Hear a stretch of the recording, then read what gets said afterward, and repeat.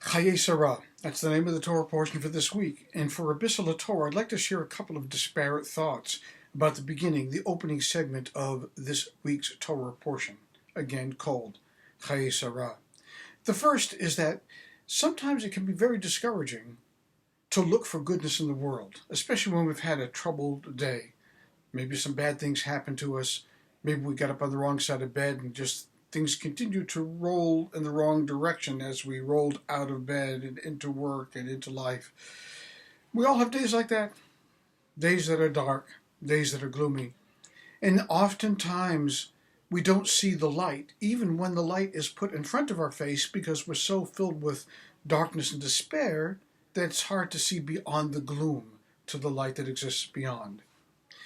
In some sense, this idea finds its home in this week's Torah reading that is a segue from last week's Torah reading. For last week's Torah reading, we found the following statement. At the very conclusion of the Torah reading, it says, Ubituel Yalad et Rivka. And Bituel, that was the guy's name, fathered Rivka, Rebecca.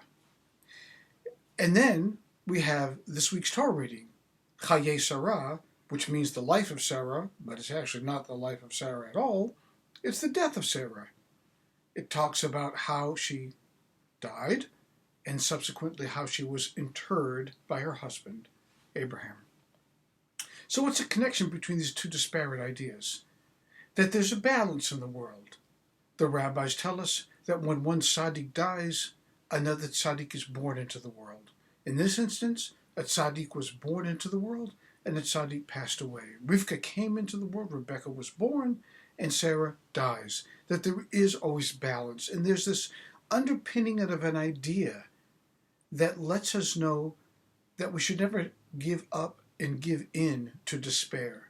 That there's always lightness that will follow the dark. We'll have bad days, but when you have one of those days, remember that there is another side to it. And even when darkness seems to subsume the world and becomes chaotic, the same mindset we should also keep in the fore of our consciousness. That light will always come, a new day will dawn. After the darkness comes a new day. In this instance again, Rebecca's birth precedes the death of Sarah.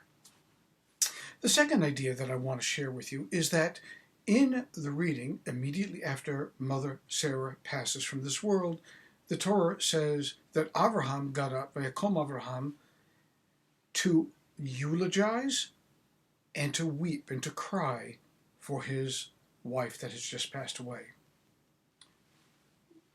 Normally, we wouldn't give that a second thought, but we read the Torah very thoroughly. We don't read it as a novel, but rather every word is precious and counts and has inner as well as outer meaning. In this instance, one would want to question, why is it that Abraham first eulogized Sarah and then wept? If she passed away, wouldn't the reverse normally be true? He would cry and then he would inter her and eulogize her. In my experience as a rabbi, and I think perhaps your experience may bear this out as well, because life brings with it the ending of life too.